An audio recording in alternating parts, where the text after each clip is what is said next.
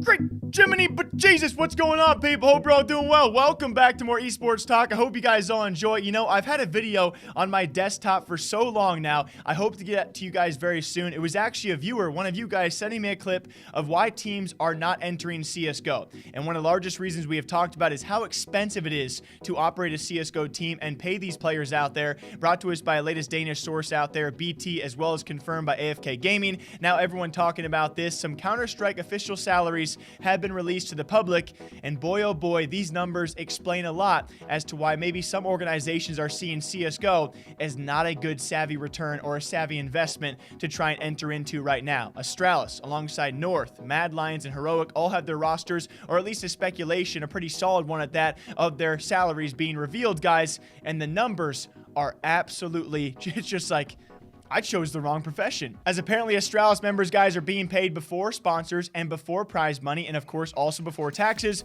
a range of around $360,000. North salaries come in around $230,000, and both Mad Lions and Heroic rosters around $100,000 per player per year in their salaries. Now, to think about this, of course, the biggest one being Astralis, you got to understand with recent events, in case you guys are outside the Counter-Strike scene, a couple of Astralis players have been a bit, either mentally or physically drained from the game and have been taking their breaks as well. There's been a constant back and forth and a feud between several figures in the community and, of course, Astralis themselves as to exactly what is going on as they expand their roster, have players taking breaks, players joining, players leaving. I can't go into that right now for all of you, but you can imagine when it comes time for formally being and still a top team out there, but they're not what they certainly were. You got to understand when it comes time for a cost of operation, even if you are the #1 CSGO team in the world, when the fact is this, they are making around $360,000 per player per year before prize money, which by the way equates back in 2019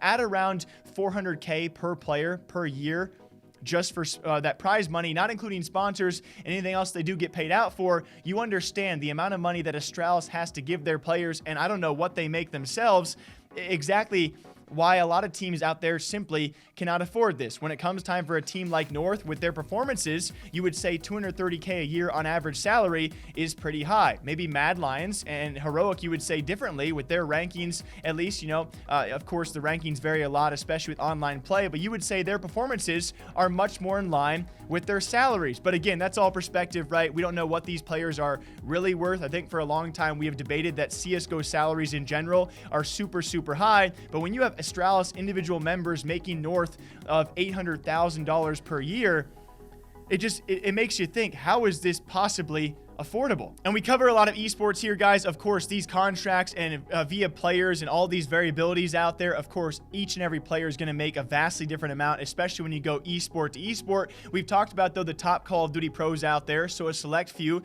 making just over $200,000 a year, some more, and obviously a lot of them less as well. We've talked about Fortnite pros like Mitro.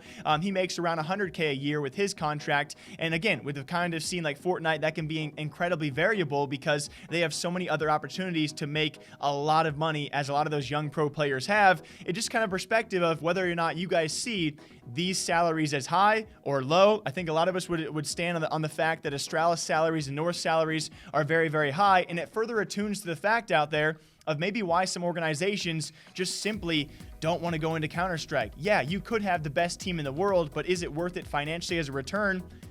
I can't speak from that side of things. Either way, we now know more about salaries when it comes time for the Danish and the CSGO scene, especially when it comes time for a team like Astralis, and it just makes your mind whirl about, holy bagoli. What? There continues to be a lot of money in esports, guys. The salaries continue to be very, very high. I just wonder, at what point in the future do these come down? Are they able to come down?